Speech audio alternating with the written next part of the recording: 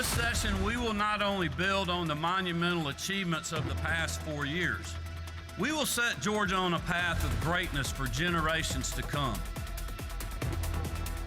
Governor Brian Kemp with an upbeat message during his 5th State of the State address before a joint session of the Georgia General Assembly. Good evening and welcome to a special 1-hour Lawmakers focusing on the State of the State message. I'm Donna Lowry in Atlanta on this day 7 of the Georgia legislative session. Tonight we'll show you highlights of the governor's speech and have analysis from 2 of the AJC's insiders, Greg Bluestein and Patricia Murphy. We'll also bring you the Democratic response to the governor's message. But first, let's get right down to the Capitol where our Rochelle Ritchie is standing by. Hi, Rochelle. Hi, Donna. Very exciting day here in the Gold Dome. The governor's State of the State address lasted for about 31 minutes and focused heavily on job growth, education, crime, and health care. Now, the governor did take time to recognize some special guests, including a state trooper helicopter pilot who helped rescue a 5-year-old boy and a University of Georgia student and recipient of the Hope Scholarship. Now, of course, we'll have more on the reaction to the governor's address later in the show. But for now, Donna, back to you. Thank you, Rochelle. We look forward to seeing you later. We're going to start the highlights of the governor's address with how he began this morning by touting his accomplishments in economic development and job growth. When I delivered my first State of the State address in this chamber 4 years ago, little did we know the unprecedented challenges that were before us. Now on the other side of my first term, we have overcome each of those challenges, and we did it together, and we have risen to the occasion each time that change has come. Speaking of change, each chamber has new leadership than when I first began my term. And I want to congratulate Lieutenant Governor Jones and Speaker John Burns on their elections.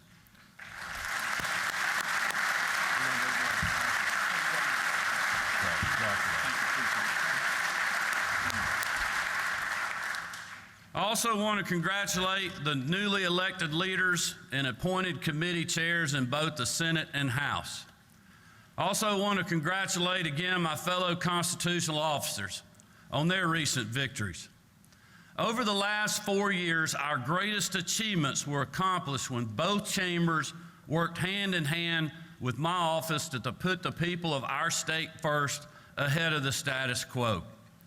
Our future as a state relies on that partnership to do the right thing for our citizens, even when it may not be easy. Each of you has my commitment to continue that work and do it together. That's good for our entire state, because I believe this session will be one of consequence. I'm proud to report that because of the foundation that we have built together over these past 4 years, because of the resilience shown by the people of our great state, because of the resolve they continue to show, the state of our state has never been stronger or more resilient.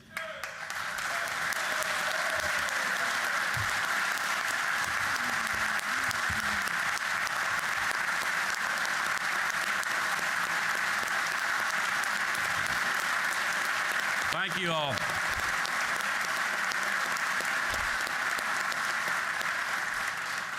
Thank you, and you all are a big part of that.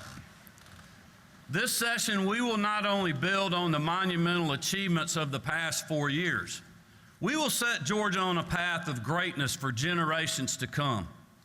This past year in particular was unprecedented for economic success in the Peach State. In less than 365 days, we announced 4 of the largest economic development projects in the history of our state. Those 4 projects alone will bring over 20,000 new jobs and over $17 billion in investment to rural communities across Georgia. Those good paying jobs are in fields that will define the next generation of manufacturing. And that future will be made right here in Georgia. But we are not slowing down. Just last week, we learned that in the first half of this fiscal year, our top-ranked Department of Economic Development helped announce 17,500 new jobs and more than $13 billion of investment coming to Georgia.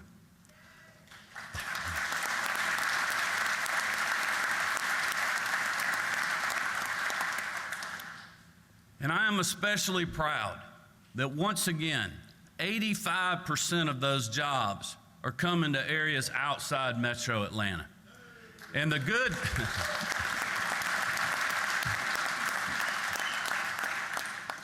And the good news is our metro areas continue to thrive in this environment as well, with organic growth generated by good policies and a pro-business approach that we have all worked on with our partners in the private sector to create.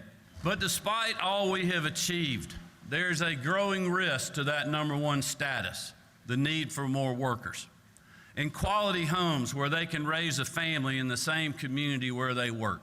But transformational projects, good paying jobs, and new investments are worth little if there aren't options for hard-working Georgians to live where they work. We're talking about the people who are teaching our children, keeping our communities safe, who provide life-saving support in times of trouble, and those who make the goods and provide the services that make a community such a great place to call home. That's why I'm creating the Rural Workforce Housing Fund, enabling the state to partner directly with local governments to develop sites across the state for workforce housing. I'm also eager to see solutions that will come from others over the next few months. Now, joining me to talk about the governor's State of the State address are two of the state's top journalists, political reporter for the AJC, Greg Bluestein, who is also an author, have to get that in, and political columnist Patricia Murphy, who worked for a time as the Capitol correspondent for Lawmakers. So we always love to have you back here. So welcome back, the both of you. So I think it's fair to call this the pat myself on the back part of the speech, and certainly fitting for him to do so because he's had a lot that he's accomplished in the last few years. Let's start with you. And Donna, as you heard, tens of thousands of new jobs, but those new employers are going to need workforce training. They're going to need ways to get to the work. And they're going to need schools, they're going to need recreation. So this is going to be a big challenge for the state government to figure out ways to incorporate those new workers into the economy. And I keyed in on the governor's talk about a growing risk to the state's pro-business reputation when he talked about workplace housing in particular. We know that he's already talked about scaling back some local zoning regulations to make it easier to build affordable housing. He didn't go into very big detail about that, but that is going to be one of the biggest battles of this legislative session, because I can tell you a lot of mayors are worried about scaling back any sort of local zoning restrictions. Yeah, and I think there may be a little bit of a fight there when it comes to those kind of things. What struck you about that first part? So that first part, to your point, that was sort of the promises made, promises kept portion. And this, to me, represented the sort of the period at the end of the campaign that Governor Kemp just ran, running so heavily on economic issues, because in every poll that we had, 60+% of Georgians every single time said jobs and the economy and inflation were their #1 issue. So there's no way that Brian Kemp is going to pivot from these big wins that he had in the elections and not make that the top focus. And it also seems to be, since he's a former businessman, it's where he's most interested in as well. He's had some big successes, but to Greg's point,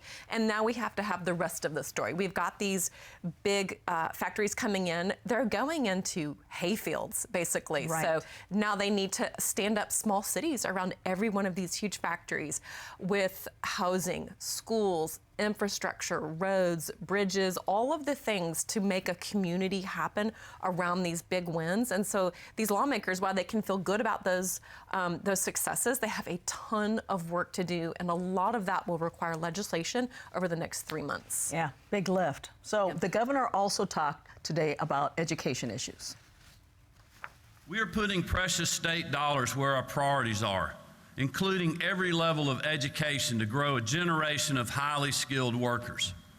In fact, between both budgets, we will devote an additional $1.9 billion to education and fully fund the QBE formula. We are expanding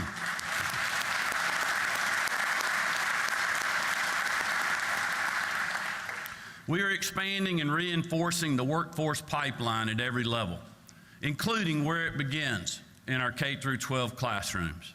To keep our best and brightest in the classroom, when I first ran for governor, I promised to raise teacher pay by $5,000.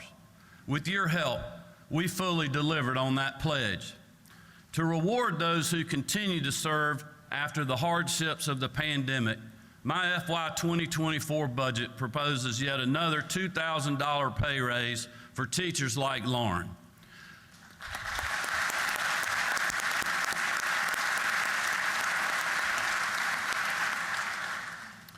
While some politicians have continued to grumble about teacher pay in Georgia, I would like to share the facts. In total, we will have given hard-working educators a $7,000 pay raise in just 5 years. No other General Assembly or governor will have raised teacher pay by so much, so quickly in state history. And I want to thank you all for your support of that.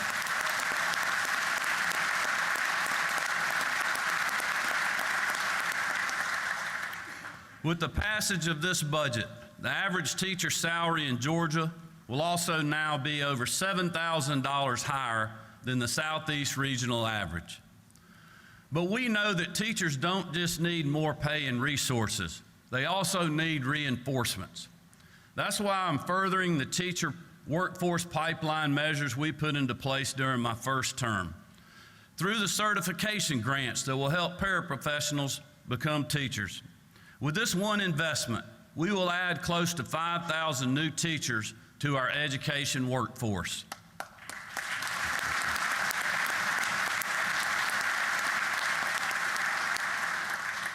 But we also know the workforce pipeline extends into our world-class universities and technical colleges.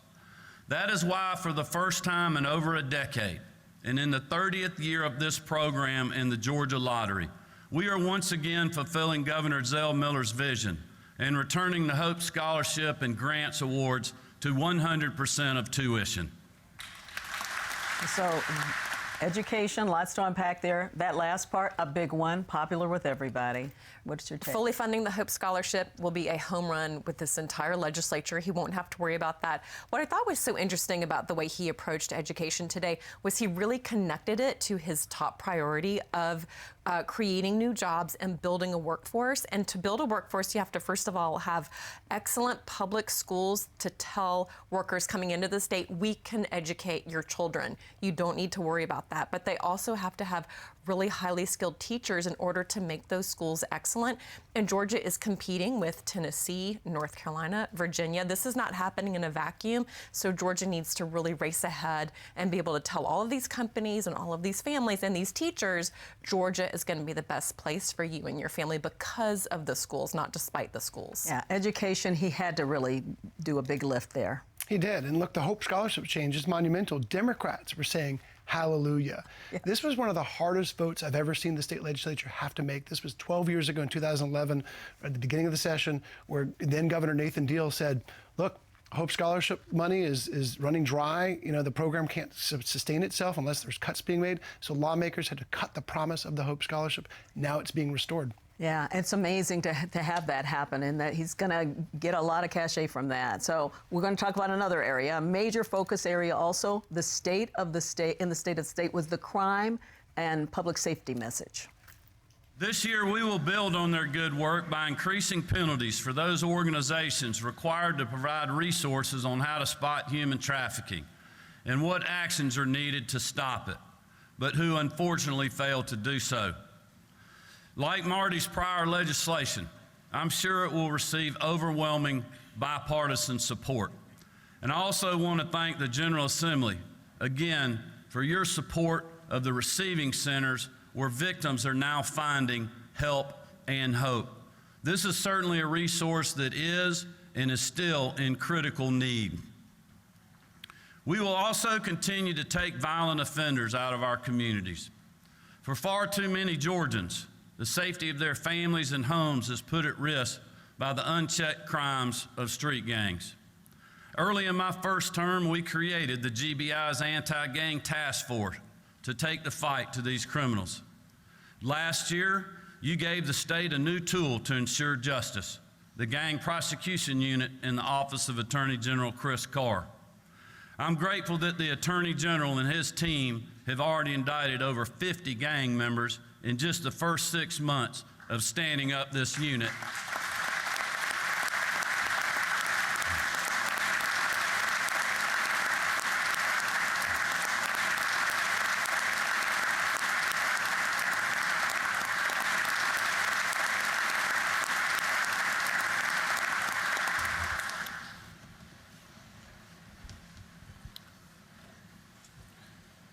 and they have more on the way. Where local district attorneys are unwilling to confront these violent offenders, the gang prosecution unit will. Today, the Attorney General is joined by the head of his prosecution division, John Fowler, the head of the gang prosecution unit, Kara Convery, and the head of the human trafficking prosecution unit, Hannah Palmquist. I hope you all would stand and let us thank you again for your great work.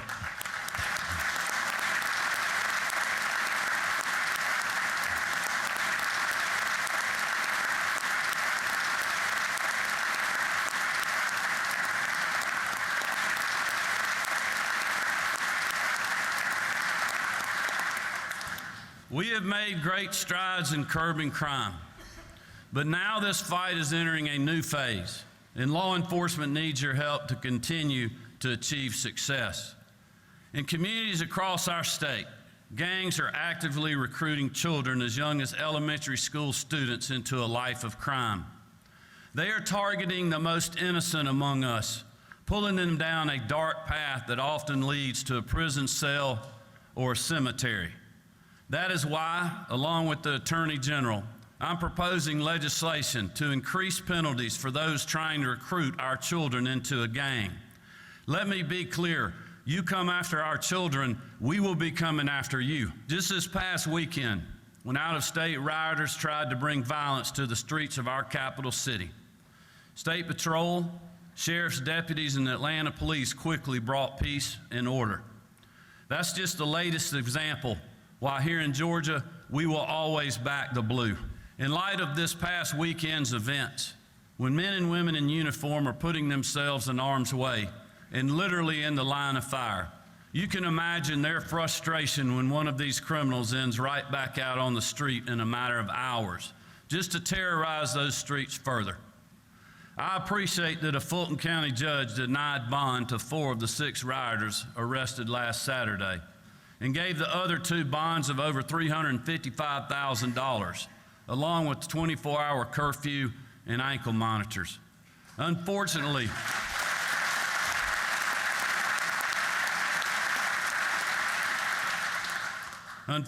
this approach is not universal across the judicial system. While some may not take this issue seriously, I can assure you that I do. We can and we must do something about the revolving door of criminal justice, and I look forward to working with this legislature to get it done. All right, so Greg, what's your take on that? Crime, bipartisan, lots of support. Lots of support, lots of consensus issues that have passed with overwhelming majorities in the legislature. The key phrase I think we just heard was from the governor saying the revolving door of criminal justice. We're not sure how he intends to tackle and address that issue that he sees as so pressing in the state, but we know of some legislation he's looking at, including tougher penalties on gang violence, tougher crackdowns on human trafficking, and new ways for oversight over prosecutors who he feels don't act urgently enough. Yeah, and we haven't heard how that's going to roll out, have we? That's exactly right. So while there is consensus in the Capitol to do quite a bit on crime, especially gang violence, there is a lot of friction between the governor and some district attorneys around the state. And so when you heard him talk about the gang prosecution unit will go in if district attorneys fail to act, and then also talking about these other ways to make sure that judges are using appropriate bond guidelines to keep people in jail. You can feel the governor starting to circle around this issue. He has not delivered a lot of details, but we know it will be a major focus because it's been a major frustration for him in the past. One quick example, he really has been using also the Georgia State Patrol to get involved in some of these events and situations when he wanted to sort of flex his own muscles, so he had the Georgia State Patrol. In Atlanta over the weekends, over the last couple of years, we saw him also out into Kemp County, Georgia State Patrol acting there as well. So I think we see this governor extremely interested in finding all the levers he can to deal with the crime issue himself if he feels like others won't. Oh, interesting. Let's get to the 4th major area of priority for the governor in the speech, and it focused on healthcare issues. In addition to our public safety officers, we're also grateful for our healthcare heroes. And simply put, we need more of them. Right now, there are 67 counties with less than 10 physicians, and Georgia's need for more nurses is well documented. That's why I'm proposing over $4.5 million in loan repayment programs to grow the number of healthcare workers in Georgia. I'm also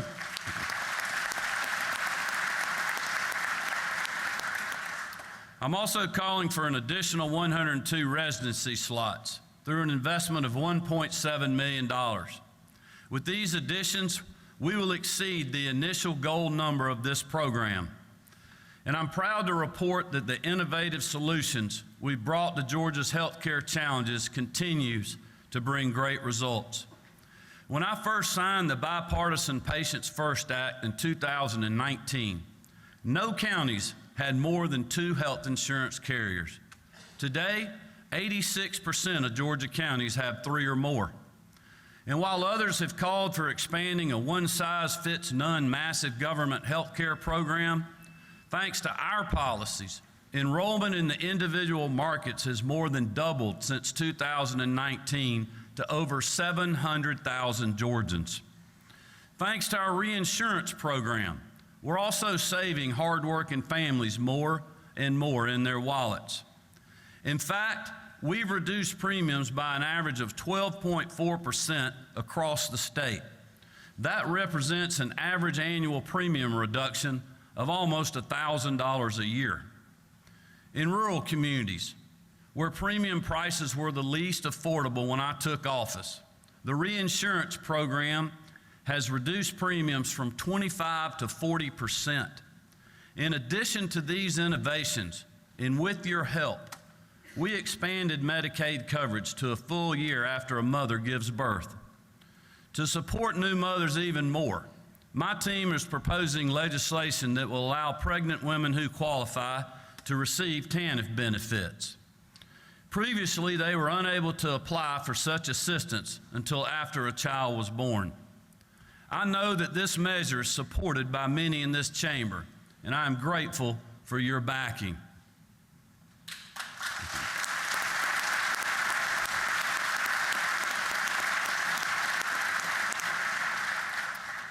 Since 2018, our state has spent over $15.3 billion on Medicaid, with a 9% increase in spending over that time. But while the state spends more and more, Georgians aren't seeing improvement in the care they receive. Here in Georgia, we're talking about an innovative and sustainable approach.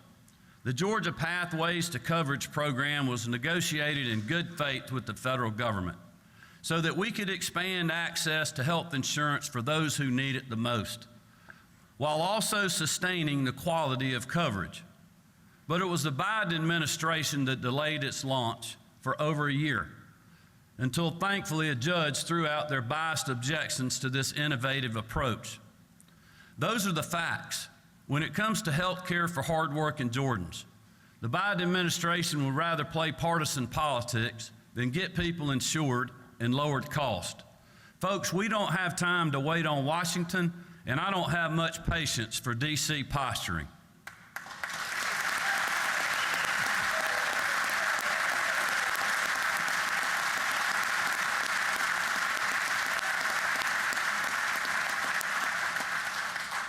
We are moving forward, and we're on target for a launch date of July 1st of this year.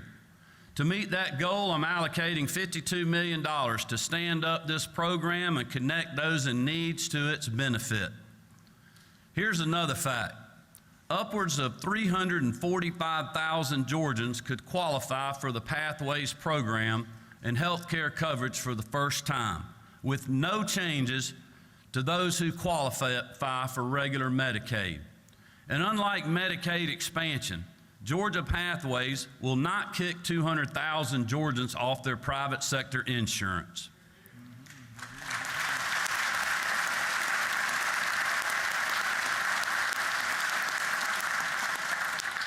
In our state, we want more people to be covered at a lower cost with more options for patients. And I'm proud to say that both Georgia Pathways and Access accomplish that goal. Okay, Patricia, your take on what he had to say about health care issues. So that was a very long 5-minute passage going into great detail about why he's not going to expand Medicaid. We heard more than a dozen different sort of focused, targeted ways to bring down the cost of Medicare, cost of healthcare generally, to rural hospitals, to urban hospitals, make it more affordable for pregnant women to access benefits, sort of 1, 2, 3, all of these different ideas that he called innovative and sustainable, unlike Medicaid. Right afterward, we heard a press conference from Democrats, and they said the answer is Medicaid. Just expand Medicaid and you'll achieve all of these results with one single solution, and the federal government picking up 90% of the bill. And so that will be an ongoing conversation between Democrats and Governor Kemp for as long as he is the governor. And it's an uphill battle for him, for the Democrats to get him to go any further than what he's doing. Oh, for sure. And that was about as partisan as that speech got, with digs at Biden administration and Democrats. And I think we can close the door on any speculation that the Governor Kemp, at least this year, will embrace a full-on expansion. He's made it very clear he supports his more limited expansion. A federal judge is now allowing it to go forward, and he's going to see what this does. Yeah. So do you think that we're going to, that we're going to hear him try to do more in the next few months to make everybody, swallow this, the way, because we've had a lot of healthcare issues in the state. Sure. Well, I think he has to.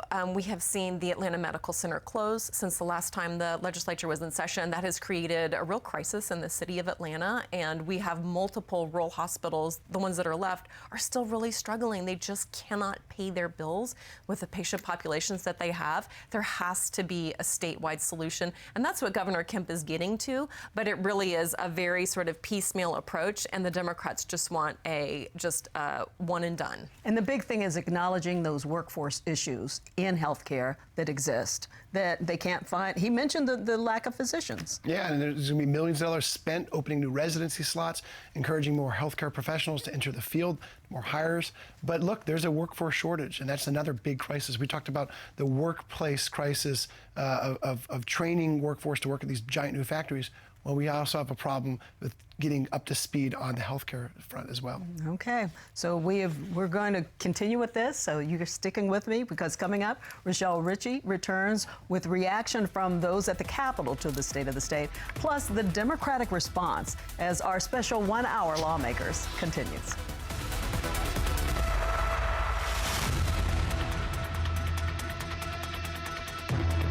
Lawmakers is made possible by Georgia Farm Bureau. With over 80 years of helping everyone understand the importance of agriculture in our state. After all, ag is Georgia's #1 industry. Food and fiber production represents over $74 billion in output of Georgia's strong economy. The Georgia Farm Bureau legislative team works to represent producers across Georgia at the state capitol during the session and year-round. Georgia Farm Bureau, the voice of Georgia farmers. Here's what's new this month with Passport. You make a good team. As long as we're together, it's perfect. Dreams do come true. Hey, lad? Seems they do.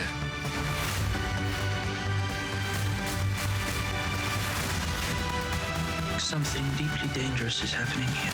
This is just beginning. These and all your favorite shows are available with Passport. Support your PBS station and stream more with Passport on the PBS app. My heart is racing right now. Fasten your seatbelt. This season we have 21 incredible guests. It's wild. It's really something. And there are so many highlights. I feel like a time traveler. You're uncovering the truth. These are consequential things. Yeah. Mind blown. What do you have? Spies working for you? How did you find this? Oh, look at everybody. You have a DNA cousin. Oh my God! That's Bill Hader. You know him? Of course. I wish my mom could be here to see this. What? That's very moving, actually. Your ancestors came on the Mayflower. I've got history. I feel the presence of all these people. What a treasure. Those are some of the incredible stories of the new season of Finding Your Roots. Tuesday on GPB.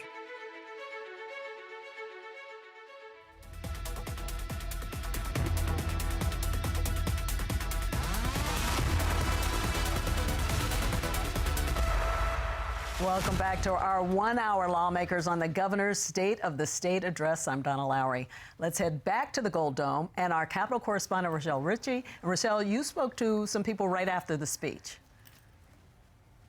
Yes, I did, Donna. Now, the governor entered the chambers with applause from both sides of the House. His speech was pretty direct, especially when he talked about the efforts to combat crime and a growing gang issue in Metro Atlanta and across the state. Now, he was pretty consistent in laying out what has been done, what needs to be done, and even had some criticisms, of course, of the Biden administration.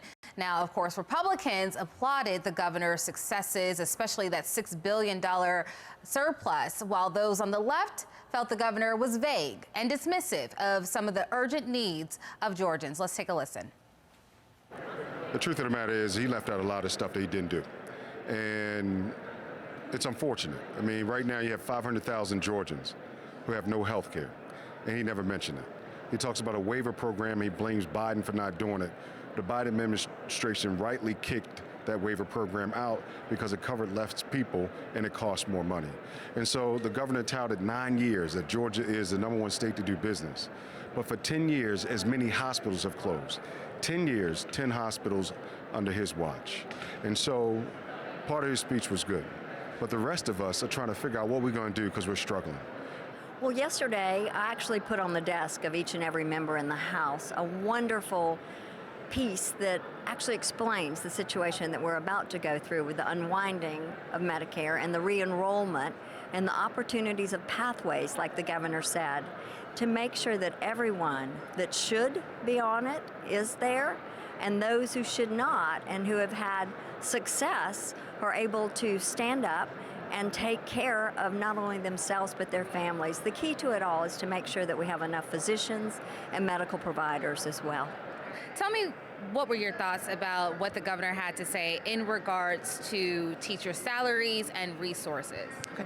So we are obviously happy to hear the governor once again propose an increase to the Georgia teacher salary scale and some additional resources for our students. But we know that this applies only to our teachers. So our concern is for the other educators, our colleagues that we work beside every day, who will not be included. For example, our paraprofessionals that help us in the classroom, our bus drivers who transport our students, our school nutrition workers, our custodians, our front office personnel. All of those educators are important to the education process. Well, out of the many successes we've had in Georgia, crime and safety of our citizens is one that still needs a good bit of work done, and he's putting a lot of resources into it. I think our mayor in Atlanta is focused on it as well, and it's something we've got to do. All our citizens, Republican and Democrat, want safety, and I'm glad they're all working together on it. Donna, the governor also had a very clear message for those that recruit or even attempt to recruit children to gangs, saying, quote, if you come after our kids, we'll come after you. Additionally, the governor is proposing harsher sentences for those that do. Donna, that is my Capitol report. Back to you. Thanks so much, Rochelle. The budget surplus is obviously a major focus for the Democrats on all of this, but actually right now we want to get to what's really important, and that's that we're going to show you the Democratic response to the state of the state, presented by Senate Democratic Caucus Chair Elena Parent. Hello, I'm Senator Elena Parent. I am proud to serve my constituents in Senate District 42 and the people of the great state of Georgia as the chairwoman of the Senate Democratic Caucus. It's truly an honor to work alongside my dedicated colleagues toward creating a better Georgia. This legislative session provides opportunities to build on our successes. Successes like the Mental Health Parity Act and the expansion of postpartum health care coverage that we passed into law in 2022. While we agree with Governor Kemp that Georgia's best days are ahead, this is not a foregone conclusion or a guaranteed outcome. We can make this vision a reality only if we deploy our budget effectively and implement policies that build an economy and a workforce for a future that includes every Georgian. We all agree on the desired outcome, but we have very different ideas about the path that will take us there. It surely won't be by putting relatively few dollars in Georgians' pockets, with tax cuts for some and one-time refunds. This is like expecting a car to drive several hundred miles when it's running on fumes. The state government is a necessary partner for the success of the private sector. Investments like in infrastructure like roads and transit, and people through education must be made through the government, because it's only government that can leverage our combined tax dollars to grow the economy and create a brighter future for all Georgians. We must strengthen our government agencies and the programs we've neglected for too long so that they can adequately serve all Georgians, because that's what all Georgians need and deserve. Georgia may be ranked the #1 state in the country to do business, but still, too many Georgians lack livable wages, adequate health care, and quality education. We're simply not doing enough to ensure that all Georgians share in this prosperity that our success is meant to bring. We know that Georgians are working hard. While unemployment in Georgia was at a record low in 2022, an outstanding achievement, too many Georgians are still working more hours for less pay, making it more difficult for them to meet basic needs. Many people are telling us that they are barely hanging on. In some parts of our state, utility bills are skyrocketing. There's no transportation to get to school, work, or a medical appointment. Access to routine or emergency health care is dangerously limited or non-existent. Children struggle in under-resourced schools, and the lack and cost of childcare options forces Georgia families to go without. Georgia must be the best place to do business and the best place to call home. At times, in pursuit of the glory of growing business investment, we neglect to invest in the very people we need so that those businesses can succeed. Failing to fund healthcare, childcare, and transportation punctures the wheels that drive our private sector. Georgia, we must do better. As Democrats, our priorities are laser-focused on introducing policy initiatives that invest in improving the lives of all Georgians and in building the vibrant communities we envision for the future. It's great. Georgia has recovered well from the Great Recession and has a healthy and robust budget. But after more than a decade of budget cuts, our state is still beleaguered by persistent problems. It would be irresponsible and unethical to not marshal our collective community tax dollars for Georgians in places where they're most needed and have the biggest impact on economic growth for all. To achieve the future we envision, we must invest in our workforce across the state and fund a plan for economic inclusion. If our newfound business prosperity has only reached a few in Metro Atlanta, could we really call that success? We must work alongside Georgians across the state to co-design economic development plans and support investments in business, technology, and STEM jobs that work for Georgians in every corner of our state. Right now, we're simply not meeting that call. We currently have a dangerous shortfall of primary care providers, nurses, counselors, licensed mental health professionals, qualified teachers, staff for government agencies, and trained workers to be able to contribute to the advancements and opportunities brought by business and technological growth. And we know that these shortages and high job turnover rates are in no small part due to the fact that many people are not paid for the value of their work and the contribution they make to our economic ecosystem. It's wonderful that Governor Kemp is talking about good-paying jobs. something Democrats have been championing for years. But the reality is that without passing living wage legislation and significant wage increases for state employees to combat decades-long wage stagnation, this talking point of good-paying jobs is mere lip service. There are some state employees who are currently being paid so poorly they qualify for the very same assistance programs they are tasked with helping people access. This is unsustainable, unconscionable, and contributes directly to the high turnover and unfilled jobs across state government.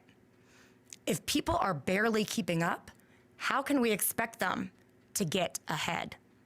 Georgia, we must do better. I'm pleased that the governor's budget proposal includes a $2,000 wage increase for teachers. But we have the finances to do better, and it's not enough to save an education system in crisis. Democrats propose a $10,000 increase for teachers and law enforcement, plus the establishment of regular increases moving forward.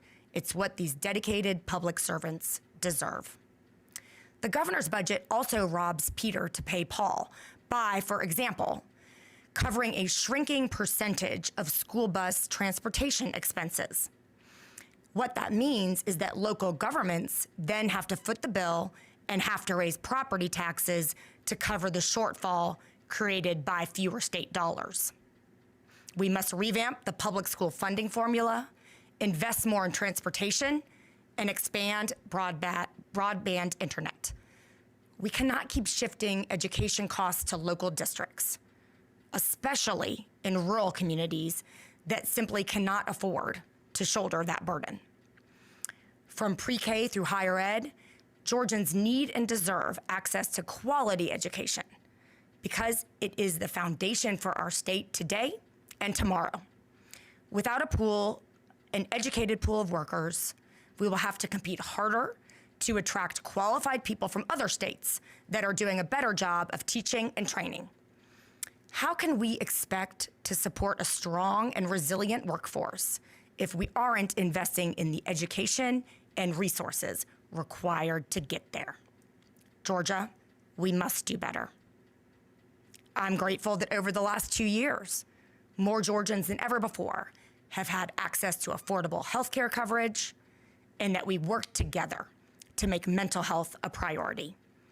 But we are facing a dire situation now, as hundreds of thousands are on the brink of losing the Medicaid coverage they qualified for during the pandemic. That health care coverage will now be yanked away as the public health emergency officially ends in a few short months. Another ongoing problem is the continued threat of hospital closures, particularly in rural Georgia counties. 47% of the 70 rural hospitals in our state are at risk of closing due to financial stress. Expanding Medicaid here in Georgia, as 40 other states have already done, would go a long way to stabilizing these institutions by utilizing federal dollars and saving Georgia resources. Georgia consistently ranks among the worst in the country for healthcare access, mental health, maternal and infant mortality, and elderly care. This is costing us lives, and it is the express result of the actions and inactions of those who hold the majority in this capital. Georgia, we must do better. Democrats have plans to expand healthcare coverage and access, reduce costs, and continue to fight and defend the right to make our own healthcare decisions. As Democrats, we're also prioritizing affordable, safe housing because no one should have to choose between paying for food or a place to lay their head at night. We must protect people from evictions and negligent landlords and expand housing options for people trying to get back on their feet, those who are working hard to simply stay afloat. We are prioritizing public safety and common sense measures to reduce the violence that the flood of guns in our streets creates and that threatens us and our law enforcement officers daily. Governor Kemp is right about gang recruitment, but many youth are vulnerable because he's underfunded public education and after-school programs in affected communities. More school counselors and broader access to mental health services are important initiatives we support, yet they're not enough to keep our communities safe. Governor Kemp talks about the crime and violence on our streets, but let's be honest about what's really going on. Georgians can now carry a gun without a permit because of a bill the Republican majority passed. We need policies and laws that require common sense use of these weapons. Guns should be locked in the presence of minors so they can't take them to kindergarten, high school, or to our streets to settle some score. We also need to invest in community-based violence prevention measures to protect our young people. We are prioritizing environmental health and safety so that our children and children's children can continue to have a beautiful state to live in. Last year, you saw Democrats leading the charge to protect Georgians from the harmful effects of ethylene oxide emissions and coal ash. That's why Democrats plan to protect air quality, ensure that new building projects are environmentally smart, and help farmers implement water efficiency best practices so that future generations of Georgians can thrive. Georgia, it's time to put our money where our mouth is. And the great news is that we have $7 billion in undesignated cash on hand. How we allocate these funds will determine Georgia's future. We're prepared to work together to create a Georgia where thriving is a reality, no matter what community you live in. We are ready to fight for you and for your rights, whether you live near or far, whether you were born here or not, no matter when you decide to start a family, no matter who you vote for, no matter your income, age, gender, race, religion, or creed. We will fight for you and the Georgia we all deserve, a Georgia where everyone can thrive. Let's get to work. All right, the Democratic response. What is your take? Donna, the Democratic response is more about what was not in Governor Kemp's speech than what was in it. You know, especially minimum wages, Medicaid expansion, teacher pay raises, more robust teacher pay raises than the governor is calling for, $10,000, as you heard. And of course, the crux of this is how you spend that surplus that is now topping $6 billion. The governor has a more measured, I guess, more conservative view of how to spend that money, $2 billion in refunds, holding back more of it. Democrats are saying, look, this is a once-in-a-generation opportunity to spend and reinvest. And an Atlanta Journal-Constitution poll that came out just this week shows that voters are somewhat mixed on this. 48% support reinvesting it in healthcare, education, other payments. 41% giving it back to taxpayers, and the rest agree with both. Yeah, it's a lot of money, $6.6 billion. Your take on what you heard? So definitely the theme of trying to do something for all Georgians. Elena Parent, who's the state senator, who was also the head of the state Democratic caucus for the Senate, said all Georgians or every Georgian more than half a dozen times, really trying to paint the picture of Republicans catering to businesses, catering to special interests, and Democrats wanting to do something for every person in the state. She said, we have the same goals. We want to attract businesses. We want to strengthen healthcare, but we don't want to do it at the expense of Georgians having to foot these bills. And really this very unique situation of $6 billion to spend, how do you do that? We have all covered these state budgets rather recently, where they were the governor came into the agencies and said, I want you all to cut. I want to see what you're going to cut. We can't afford to pay all of our bills this year. Now, what is sea change? And so Democrats are arguing this is a chance for generational investment in the state, expand Medicaid, expand the education system, really just pump that money into long-term programs that will continue to throw off benefits. And the governor and Republicans are arguing, look, this is not the state's money. This is Georgians money, and it's time to give them back to Georgians through a $500 one-time tax refund, the governor has suggested. Also, property tax relief for Georgians who are going to be struggling with those bills once they see their property values start to match up with their property tax bills. So it's just a real philosophical difference of what to do with this very unique situation of having extra money on hand. Yeah, one of the things that strikes me is the state economist, Jeffrey Dorfman. I almost forgot his name. So he talked about the fact that we're going to see, we've had this nice windfall, but we're not going to see it continue. Capital gains taxes in particular are going to go down dramatically. Yeah, the storm clouds are brewing. We don't know if it's going to be a capital R recession, a lowercase r recession, or if it's just going to be an economic downturn. But Governor Kemp said when he was out in Davos, Switzerland, meeting with corporate executives and international leaders, that was a big concern for them as well. And they want a market that can offer certainty. And so this is his view of certainty, of holding back at least $3 billion of that cash to help buffer Georgia from whatever economic turbulence is down the road. But of course, Democrats say, hey, while we've got this money, while we've got this opportunity, let's take advantage of it. So it's, again, as Patricia said, a core philosophical difference that really helps shape last year's midterm elections. And it helps you understand the differences between the two parties. It really comes right down to the, businesses versus some of the things that the Democrats feel should be taken care of with people. Let's talk about education. What they talked about with education, we heard during the campaign, of course, from the governor's opponent, Stacey Abrams. $10,000 raise for teachers rather than this $2,000.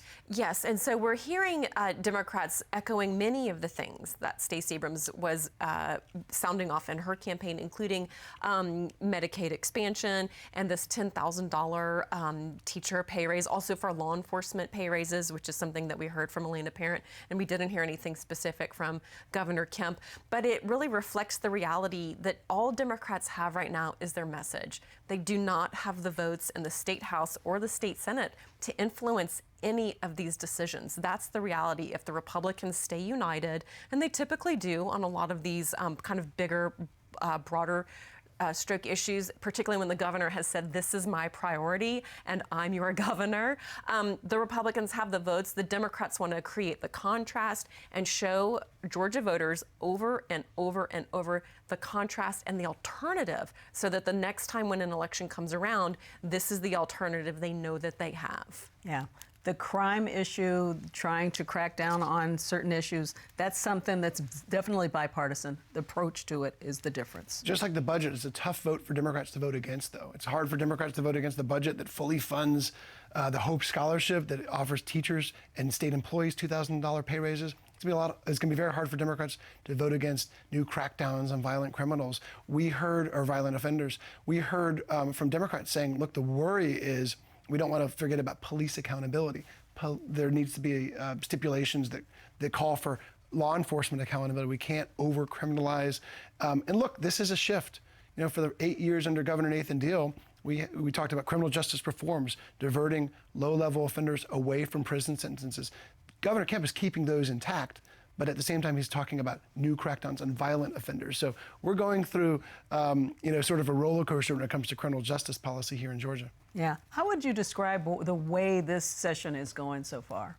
I would say it's a slow roll so far. Because there is new leadership in both the State House and the State Senate, we have a new State House Speaker for the first time in more than a dozen years, and a brand new Lieutenant Governor, and an entirely new leadership slate with one exception for the Republicans in both chambers. And so it does really seem like these chambers are trying to get their legs underneath them, decide hear from the governor, what are your priorities? Because he's really leading the charge on a lot of these issues right now.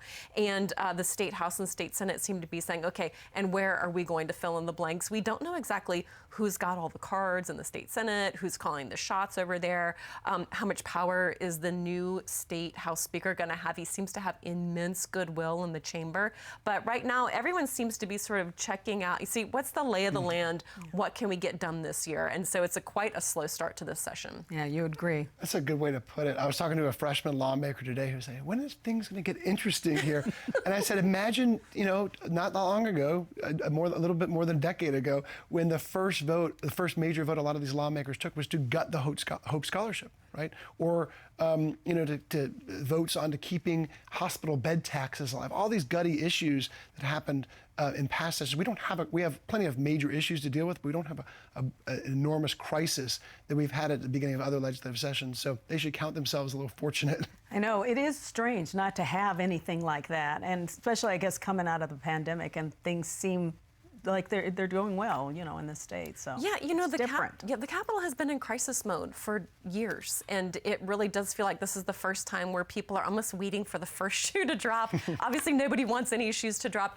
Also, a fifth of the House and Senate are new. There are a lot of new members there, and they are just now finding out what their committee assignments are, finding out where their offices are, what are they going to decorate their offices with. So it's a lot of early housekeeping, and I feel like we're going to get ramped up quickly. I love having you both here. Thank you so much. That's it for our show for Lawmakers Today. We'll be back tomorrow, day 8 of the Georgia legislative session. Good night.